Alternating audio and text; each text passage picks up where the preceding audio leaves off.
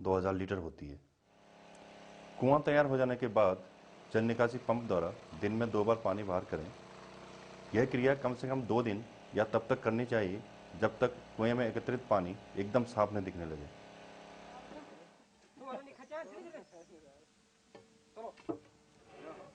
अब ferrous cement के ढक्कन को मजबूत रस्सी की मदद से कुएं में उतार लें।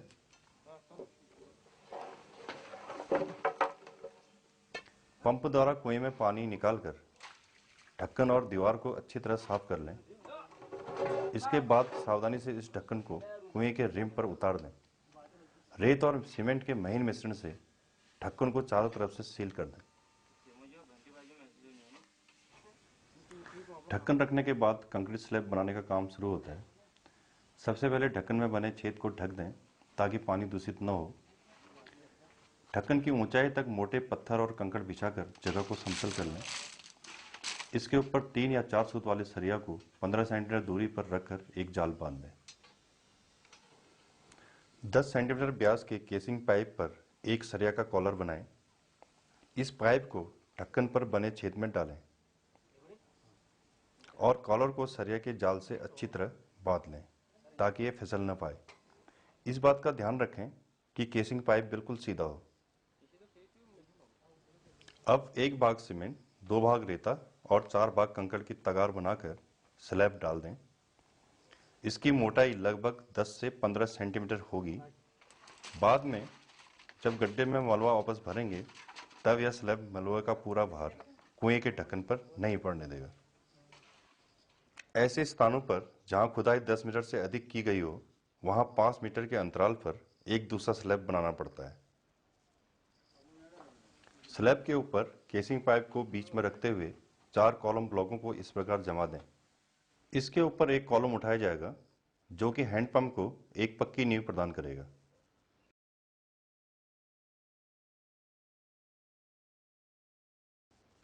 स्लैब लग जाने पर 1 दिन के अंतराल के बाद कॉलम बनाने का काम आगे बढ़ाएं। चिनाई के लिए तगार 1 भाग सीमेंट और 3 भाग रेत से तैयार करें। 60 बाई 60 सेंटीमीटर का वर्गाकार कॉलम 4 ब्लॉकों को इस प्रकार लगाने से अपने आप बन जाता है। कॉलम बनाते समय एक दिन में सिर्फ 7 या 8 रद्दे ही लगाने चाहिए। कॉलम ब्लॉक का हर रद्दा लगाते समय ध्यान रखें कि केसिंग पाइप कॉलम के बीच केंद्रित रहे। कॉलम और केसिंग पाइप के बीच में तगार भर दें। अगले दिन गड्ढे की दीवार और कॉलम के बीच की जगह को मलबे से भर दें। खुदान के समय निकाला गया मलबा इस भरान में काम आता है। दुरमुट से कूटते हुए इसका स्तर कॉलम की ऊंचाई तक ले आएं। अब नए रद्दे लगाकर कॉलम का स्तर उठाते रहें। इसी तरह रोजाना भराई और रद्दे लगाने की प्रक्रिया जमीनी स्तर पहुंचने तक करते रहें।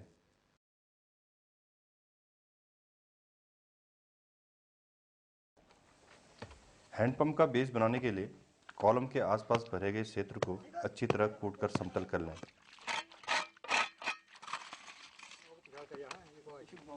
इसके बाद हैंडपंप के बेस को केसिंग पाइप से केंद्रित करते हुए कॉलम के ऊपर रख दें। जगह के अनुसार केसिंग पाइप से 30 सेंटीमीटर दूरी पर एक छोर रखते हुए 90 सेंटीमीटर बाई 135 सेंटीमीटर का निशान लगाकर इसके चारों तरफ कॉलम ब्लॉक रखकर एक घेरा बना दें। इस घेरे में 10 सेंटीमीटर की दूरी पर सरिया बिछाकर एक जाल बांध दें। हैंडपंप बेस के तीनों पायों को इस जाल से बांध दें। इन पायों पर बने 6 हुकों में 1 फीट सरिया बांधकर एक कॉलर बना लें। इसके बाद बेस की केंद्रता जांचते हुए 1, 2, 4 की तगार डालकर 10 सेंटीमीटर मोटा आरसीसी स्लैब तैयार कर लें।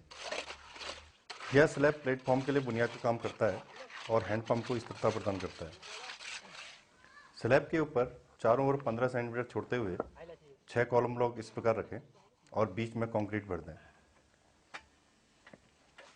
ऐसे 2 रद्दे लगाने के बाद बेस के पायों की ऊंचाई तक 60 सेंटीमीटर बाई 105 सेंटीमीटर का प्लेटफॉर्म तैयार हो जाएगा। अगले दिन बेस के डिजाइन के अनुसार पानी की निकासी के लिए नाली बनाकर इसे प्लास्टर कर दें। प्लेटफॉर्म को अगले 14 दिनों तक नियमित रूप से तराई करके अच्छी तरह सेट होने दें।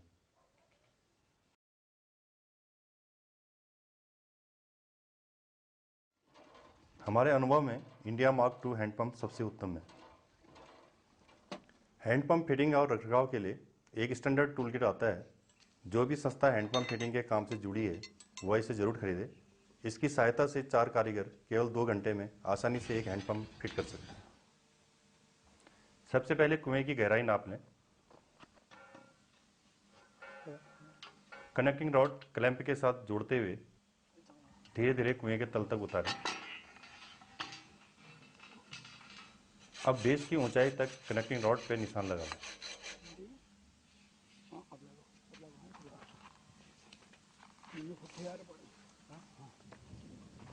सवा इंच व्यास वाली GI पाइप के 10 फीट लंबे टुकड़ों के दोनों ओर चूड़ी काटें।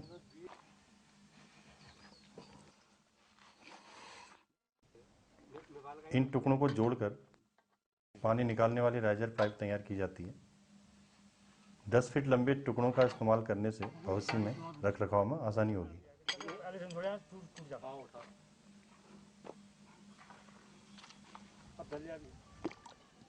अब हैंडपंप के सिलेंडर असेंबली को पानी की बाल्टी में उतारकर प्लंजर रॉड और वाल्व की जांच करें। ठीक पाए जाने पर सिलेंडर असेंबली के तल से टी-निप्पल जोड़ दें। समतल जमीन पर एक और राइजर पाइप और सिलेंडर असेंबली रख दें। इसकी सीध में जोड़ी गई कनेक्टिंग रॉड रख दें।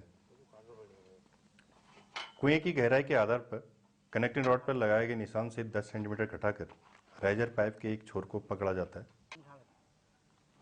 अब कनेक्टिंग रॉड के दूसरे सिरे की सीध में सिलेंडर असेंबली के टी-निप्पल को मिलाएं।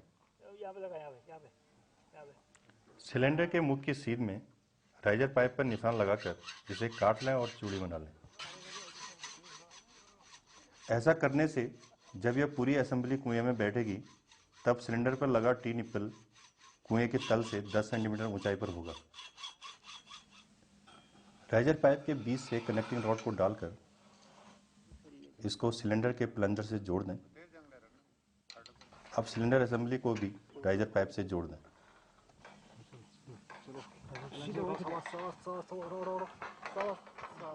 क्लैंप की सहायता लेते हुए सावधानी से पूरी असेंबली को कुएं में उतार दें।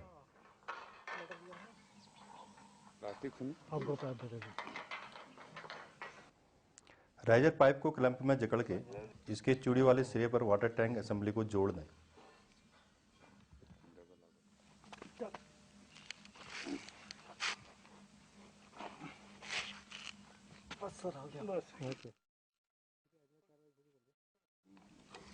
क्लैंप खोलकर इसे बेस में बैठा दें और कनेक्टिंग रॉड की मदद से पानी की निकासी की जांच करें।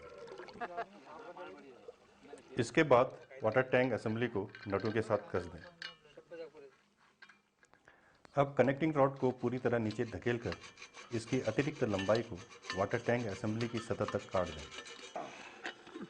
कनेक्टिंग रॉड को थोड़ा ऊपर खींचकर क्लैंप में जकड़ दें और उसमें 5 सेंटीमीटर तक चूड़ी काट लें। यह करते समय एक प्लास्टिक की पन्नी से वाटर टैंक असेंबली के मुख को ढक दें ताकि कोई भी लोहे का कण कुएं में न गिरे। अब हैंडल चेन को कनेक्टिंग रॉड से जोड़ दें।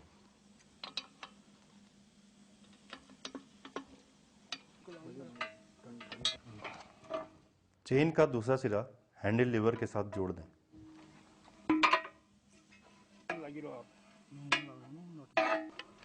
हेड असेंबली को वाटर टैंक असेंबली पर रखकर चारों नट कस दें। अब हैंडपंप इस्तेमाल के लिए तैयार है। ध्यान रहे कि पहले 2-3 दिन का पानी पीने के लिए उपयोग न करें क्योंकि इसमें कैल्शियम की मात्रा अधिक होती है।